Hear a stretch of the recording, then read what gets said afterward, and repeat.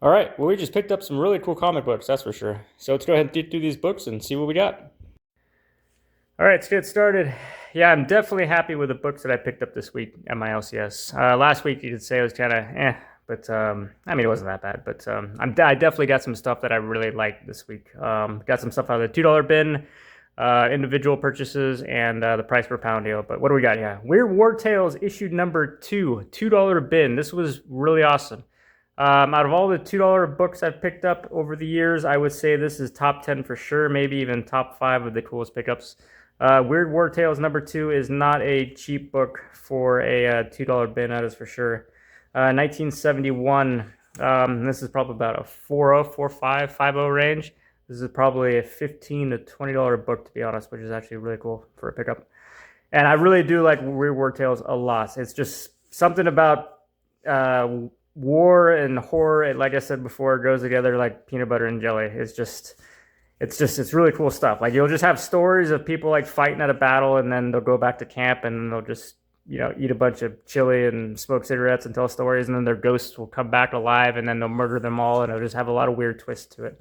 It's really cool stuff, and it just goes together really well. So yeah, Weird War Tales issue number 2. I picked it up. I thought it was an awesome pickup. I love Weird War Tales, and yeah, let's move on. But I am really happy to pick that up, to be honest. Supernatural Thrillers number 4, 20 center. Dr. Jekyll and Mr. Hyde, $2 bin. Picked it up. Another pretty cool pickup, I thought, 20 center, and it looked pretty clean. And yeah, I opened it up for the first time. It's actually really attached. This is actually really cool. 1973. They do have some good artwork in these Supernatural Thrillers. And I read one only. Can't remember what issue it is. I think I did it on the stream here probably a few months back. But I did enjoy it, and I thought the artwork was really good. And I don't have a lot of them. So I got this. Might be actually be the only other one that I have. So that's actually pretty cool. But $2 bin, picked it up. I thought it was really cool. It's a cool little cover. And yeah, let's move on. I'm actually going to spend the whole day tomorrow going through all of my books and actually sorting out what I have and put some sort of database on all of it to make it a lot easier. Marvel Triple Action issue number 2, 20 center. $2 bin. Another pretty cool pickup, I thought. And another fairly clean book here. A 4.0 for sure, maybe 5.0. Stan Lee, Jack Kirby, 1972. Yeah, something about 15 cents, 20 cents. Goodness is just kind of right up my alley and the stuff I like to collect. And that's a nice little Doctor Doom. The Thing cover there. It's actually a pretty nice book. It's not a spine roll or anything. That's actually a pretty clean book. Nice sharp corners too. Marvel Triple Action $2 bin number 2 for $2, 20 center. Submariner issue number 37, 15 center. This is the last of the $2 books. And this one's also nicely firmly attached too, which is pretty cool. 1971. Like I said over and over again, he has these in the $2 bins. They're not boarded. They're bad, but they're without backing boards. So sometimes the condition can be a little low grade, but obviously it's a $2 bin. So sometimes when you see 15, 20 centers in there, they're usually a little bit more high mileage books. But these in particular seem to be pretty nice, which is actually really cool. So Submariner issue number 37, 15 center, $2. I have it. Zane Grey and the Mysterious Rider, 4-color issue number 3 something. I almost looked at it and turned it away. I think 301. But paid, this was not $2 bin. I believe I paid, what did I pay? $8.50, I think? Yeah, $8.50 for 4-color issue 301. I thought this was a pretty strong deal because it is not low grade, and I know when you get above like a 2.0, 2.5, the value of these books will really shoot up because it's just hard to find them in high grade. This is obviously not super high grade, but it's a fairly nice book. 4-color issue number 301. It's got some tanning, that is for sure. 1950, but not a completely chewed up book at all. It's definitely a mid-grade 4.50 grade copy, which is actually pretty cool. But like I said before, I like collecting a lot of the 4 colors. I want to collect as many as I can, especially around this era. And if I can get it above a completely chewed up copy, I'm pretty happy with that. But yeah, I like these 4 colors. You just have stories about like everything. Movie adaptations, TV shows, like science fiction, horror, like athletes, just like political figures, animals, just like a whole kit and caboodle of like all kinds of stories. So like you never know what you're going to get. Like every issue is completely different, which I always thought was really cool. And I remember seeing these when I was really young and noticing kind of the variety of stories, and I thought that was pretty cool. But Zane Grey, Mysterious Rider issue number 301, $8.50. I'm happy with that because for the grade, if I'm going to go on eBay or whatever and try to find this book specifically, I know I'm going to pay more than $8.50 for sure with tax and shipping. Moving on, price per pound deal. I picked up about 30 books and paid, what I pay? $10 for about 30 books. Comes out to about 33 cents a book. Simpsons Comics, Bongo Comics, issue number 194, low grade. It's got a name written on it, and I think this is about 2010 or something. I think it said on the front here. Might say on the back. 2012. Is Simpsons the longest running TV show? I don't want to waste too much time on this comic, but I think it started like 1989, right? And it's still going, or did it just end? I am not sure, but I think it's top 3 or maybe even number 1 longest TV show of all time. I know it's been around since I was a young kid, and I'm not a young kid anymore.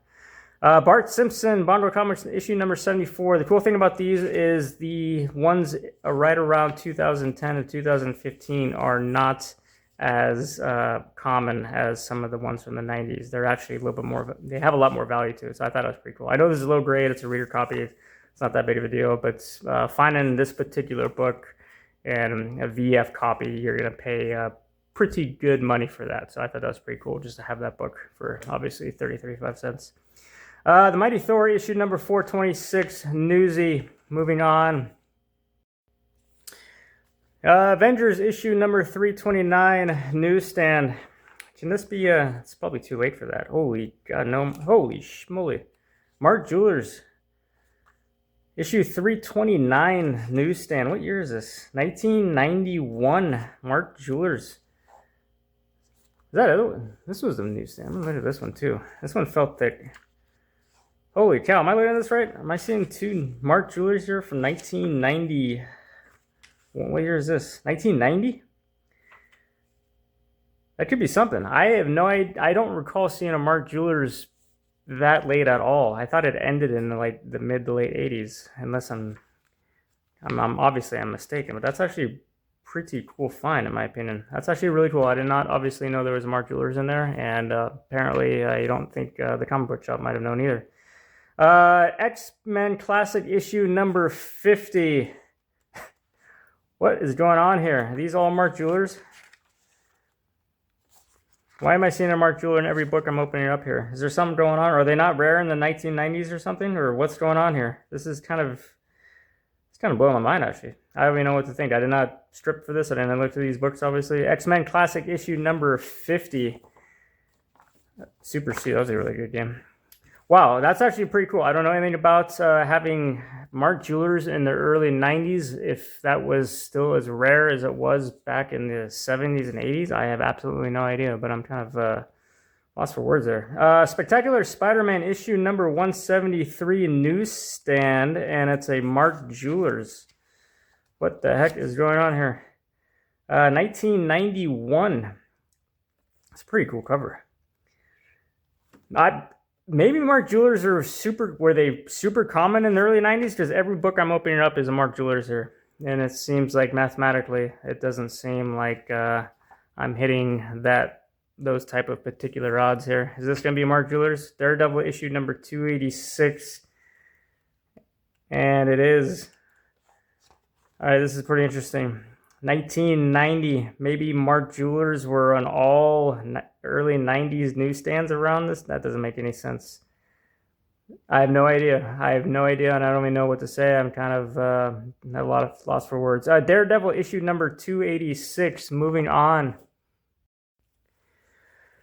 Fantastic Four, Citizen Kane Part 3, newsstand.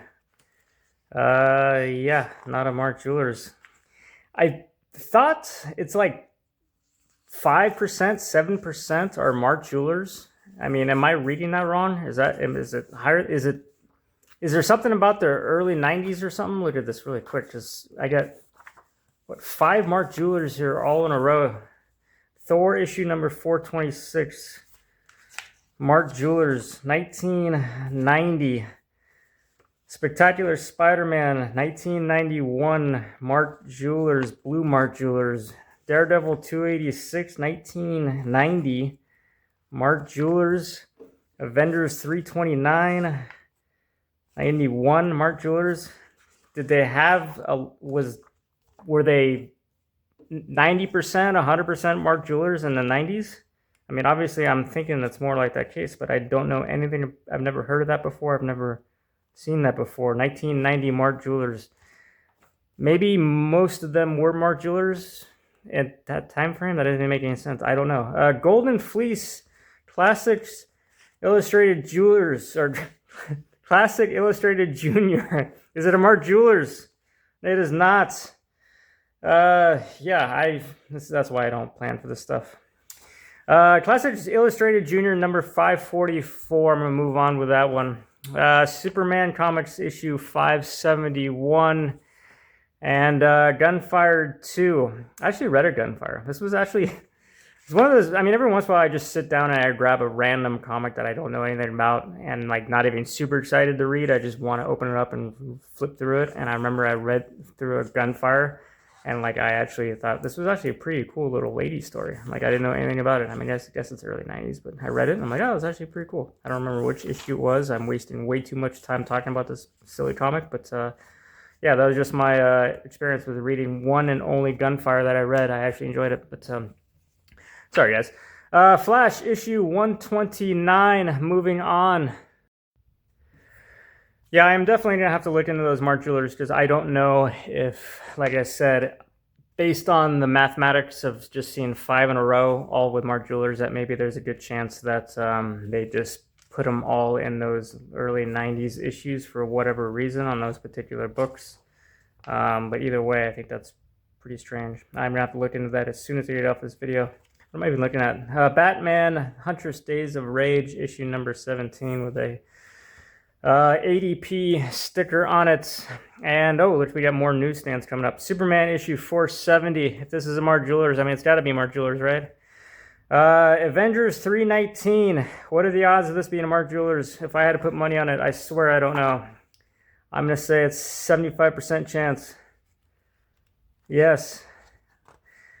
Yeah, this is just, well, I mean, my number one assumption is I am wrong or off on what percentage of books have Mark Jewelers in it around this time frame, and it's super high for whatever reason, and I was wrong on that. I am wrong all the time on comic books.